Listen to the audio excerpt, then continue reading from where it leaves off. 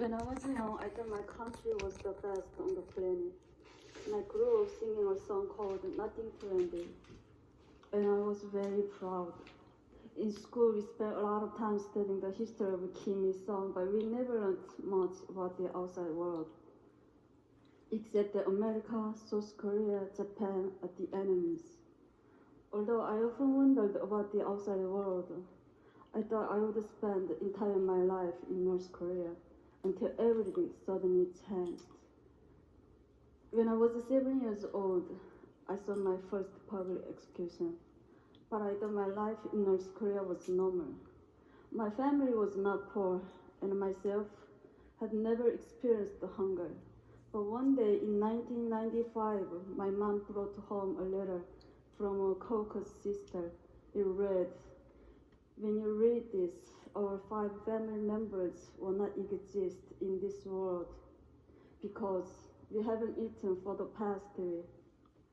We are lying on the floor together and our bodies are so weak. We are waiting to die." I was so shocked. This was the first time I heard that people in my country were suffering. Soon after, when I was walking past the train station, I saw something terrible that still it can't erase from my memory. A lifeless woman was lying on the ground while an emaciated child in her arms just stared helplessly at his mother's face. But nobody helped them because they were so focused on taking care of themselves and their families. A huge famine hit North Korea in the mid-1990s. Ultimately, more than 1 million North Koreans died during the famine, and many only survived by eating grass, bugs, and tree bark. Priorities also become more and more frequent, so everything around me was completely dark at night, except for the sea of lights in China, just across the river from my home. I always wondered why they had lights but we didn't. This is a satellite picture showing North Korea at night compared to neighbors.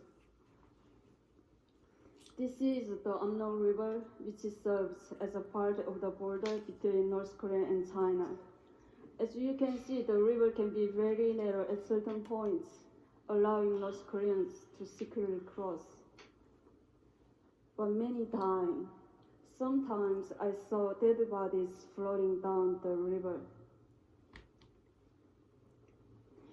I can't reveal many details how I left North Korea, but I only can say that during dark years of the famine, I was sent to China to live with distant relatives.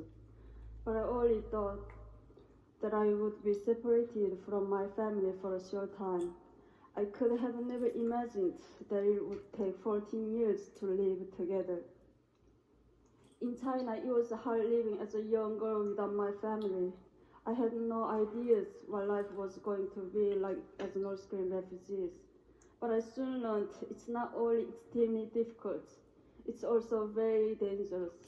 Since North Korean refugees are considered in China as illegal migrants, so I was living in a constant fear that my identity could be revealed and I'd be repatriated to a horrible fate back in North Korea.